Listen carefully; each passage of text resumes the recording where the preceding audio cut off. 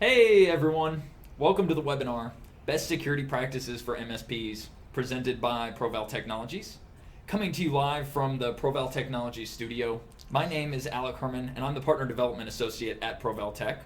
Also here with me today is our Service Delivery Manager at Proval Technologies, Joe Turso. Thank you for waving to our audience, Joe. Joe has been in the IT space for 30 years and has been in the MSP space for about 20.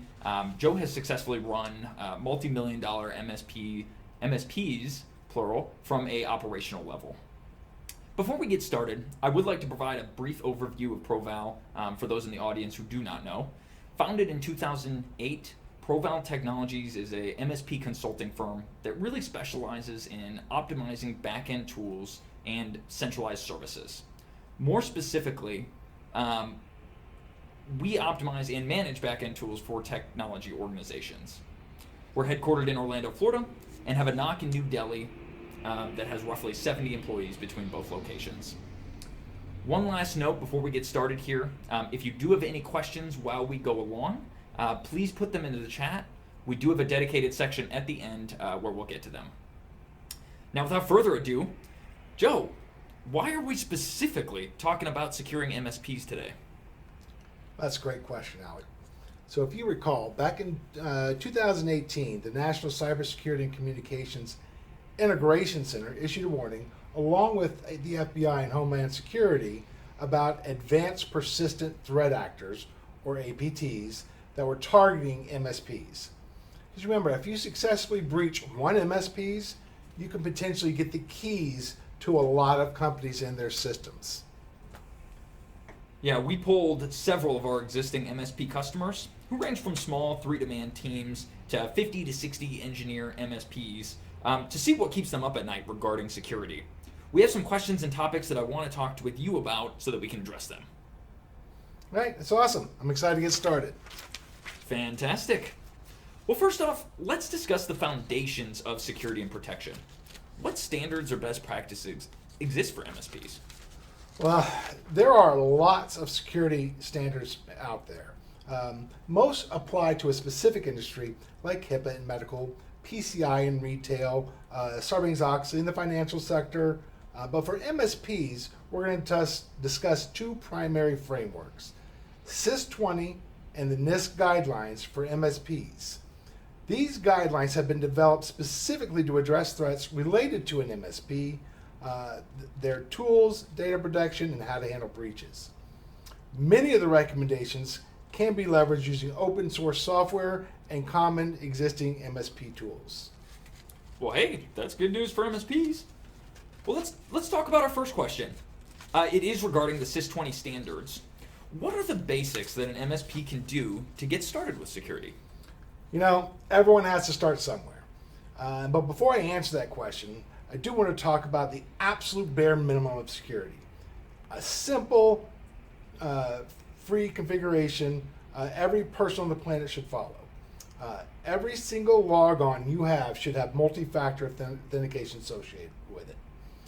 Additionally, every account should follow the principle of least privilege.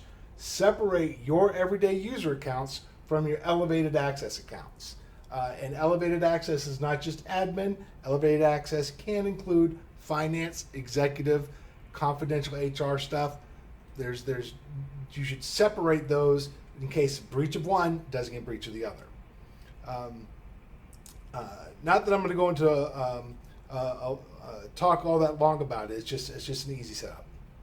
Yeah, well, and to your point, it's everywhere, right? I mean, I've got it on my LinkedIn and Facebook, just to rattle off a few examples. You're absolutely correct.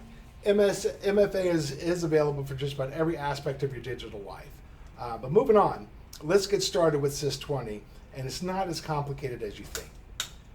The basics of SIS-20 include 6 bundled controls with 3 implementation groups. Group 1 is really for internal IT people. These are points that your clients should be following themselves. Your Group 2 is specifically for MSPs. This is typically the set of policies that you should use to protect yourselves and your clients. Group 3, they're a more advanced level of security. This is for people who specialize in cybersecurity or risk management penetration testing. For our conversation, we're going to go over Group 1 and 2. And it all starts with inventory and control of hardware assets. For Group 1, that means maintain accurate inventory of authorized hardware and make sure unauthorized hardware is removed and quarantined like COVID.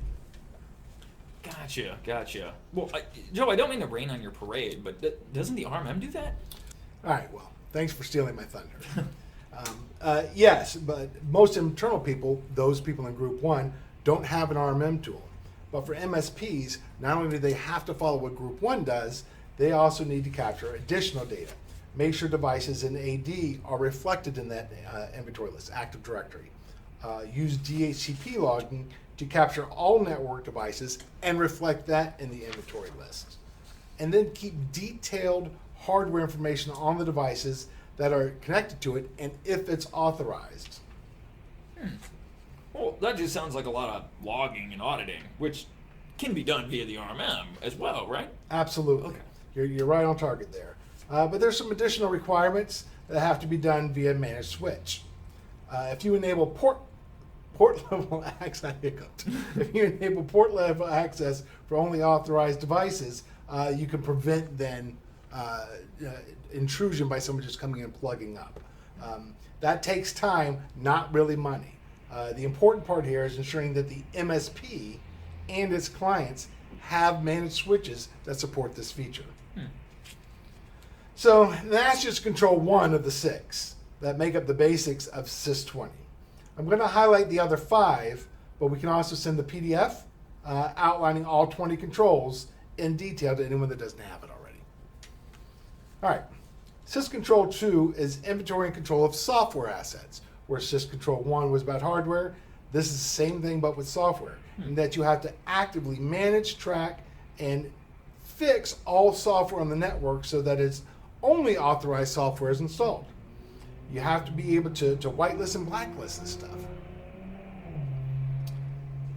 Can't you use the RMM tool here as well? Absolutely. Well, yeah, both VSA, Automate, and most MSP's RMM tools support the use of saying, what is this configuration supposed to be? I see something, I'm going to do an audit, I see something that's not on this list, let me open a ticket, let me raise an alarm, or even let me install it. Going into SYS Control 3, it's continuous vulnerability management. And this is always acquire, assess, and take action on new information to identify vulnerabilities, remediate, and minimize the window for opportunity of attackers. And that is just really overly complicating patching. That's what we're talking about, right? Simple enough. Simple. You patch in a timely manner.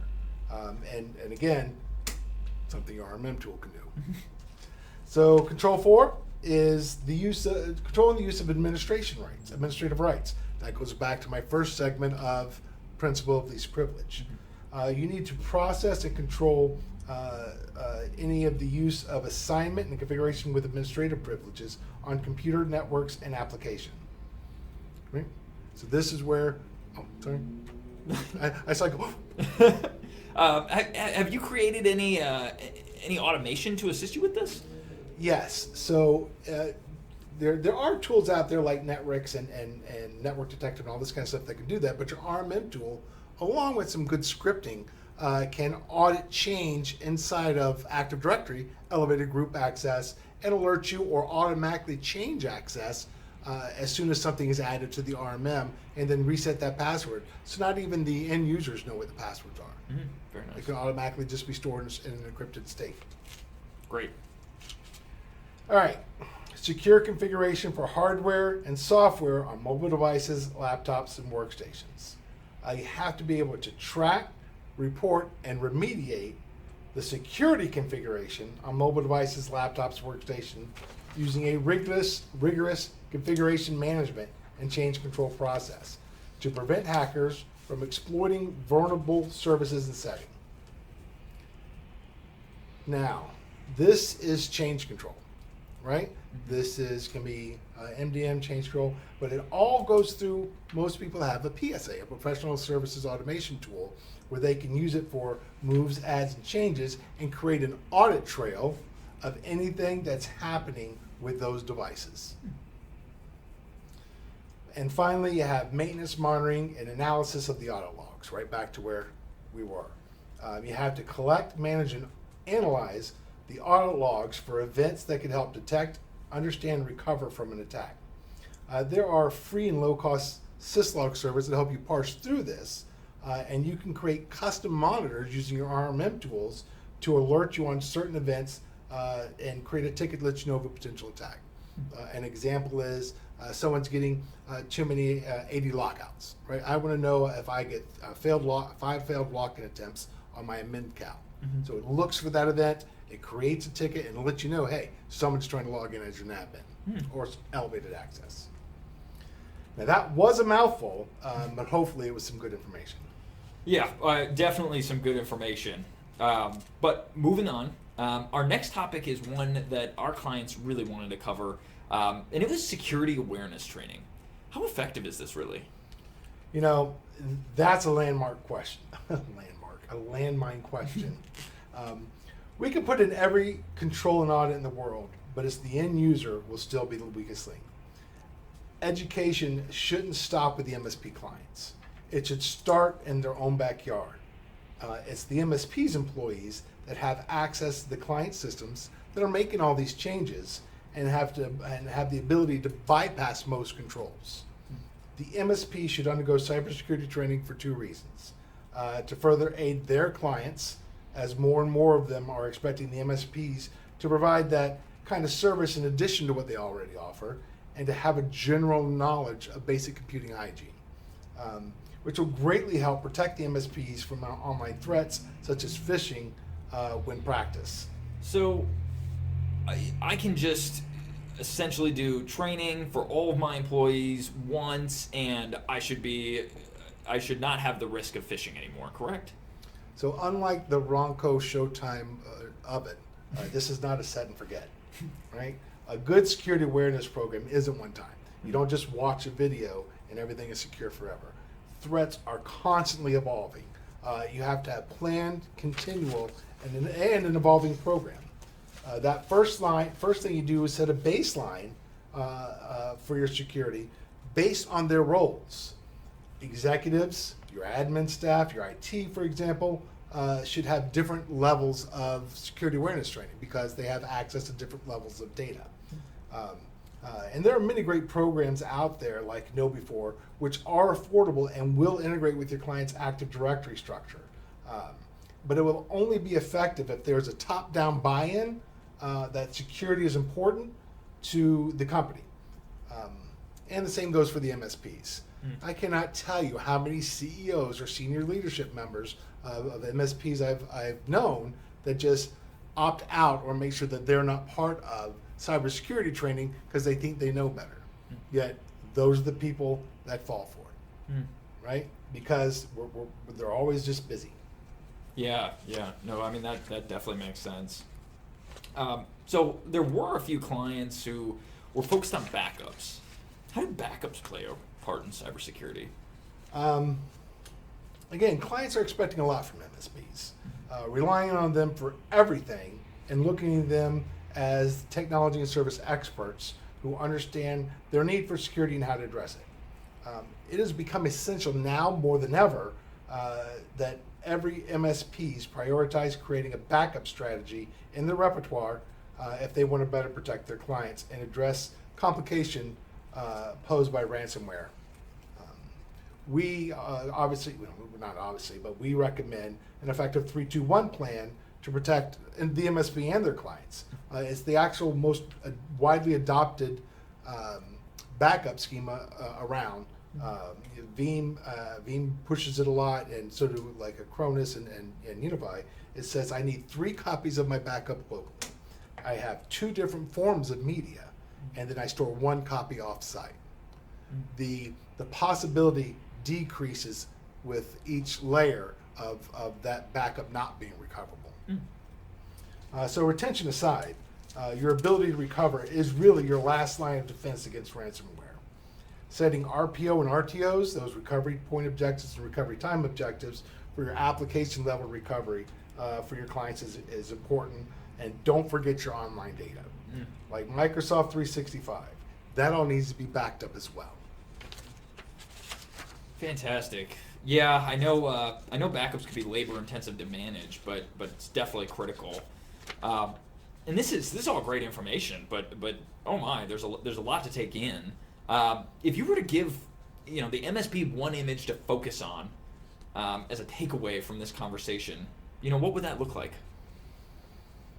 So when you add up everything that an MSP does, a comprehensive approach is about 15 different MSP tools. I'm going to take a deep breath and say a mouthful. Ready? RMM, continuity, advanced endpoint protection, unified threat management, end user security training, AV, ticketing, sandboxing, vulnerability scanning, incident response, security information and event management, patch management, DL, data loss protection, help desk, and disaster recovery. Ooh. Right? But the conversation is going to shift away from which tool is better to what is best way for me to safeguard my client's data. Right? That's what they should be focusing on.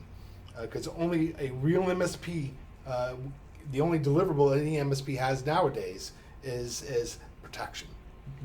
Right? To deliver effective protection in today's environment, we must implement modern processes and tools to ensure comprehensive security. And we can also agree there is no silver bullet when it comes to protecting data. No one tool will give us all that protection at all times, which is why we have backups. Yeah, no, fantastic. And for an MSP with limited resources and manpower, prioritizing risk is key. How does email play into all this? Well, you hit another nail on the head there, Alec. With over 94% of malware being delivered via email, it's only logical to focus on protecting email gateway against attacks. On average, 82% of organizations have faced an attempted email-based security threat within the past year, with 91% of all cyber attacks beginning with an email from an unknown sender. Mm-hmm. Wow, you bring up a good point there. Do we have any statistics specifically within the MSP industry that have been impacted, by threat factors?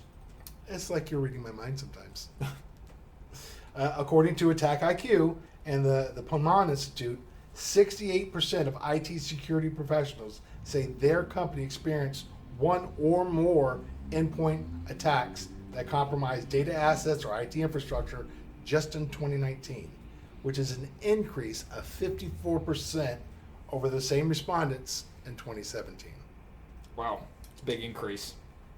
Well, it looks like the major takeaway here is to leverage the existing technologies and services to bring the MSP and their client aligned with standards and at a minimum enable basic security controls. Although that can be easier said than done. Joe, do you know of a company that can help MSPs with this? I think I do know somebody. Oh, wow. That's us. I knew Profile provided RMM management and backup management services, but I had no idea we handled centralized services as a whole. Absolutely. So when we think about centralized services, we talk about that whole virtual cornucopia, if you will, of tools. They all have to be configured, they all have to be managed, they all have to be optimized, and then they have to be aligned with the company's business. And if I've said it once, I'll say it a bazillion times. Tools are not barrier entries for MSPs. It's not what makes an MSP special. What makes an MSP special is how you align those tools to their process. But in short, it's an end-to-end process that we're talking about. How does a help desk ticket get created? What do we monitor? Are we monitoring too much or too little? Or do we have good backups? Are we showing our value each and every day to our clients to have deep relationship? That requires an entire skill set from centralized services standpoint, that whole back office standpoint. Yeah, no, very, very good point. And thank you today, Joe, for all your insight. It's been a pleasure.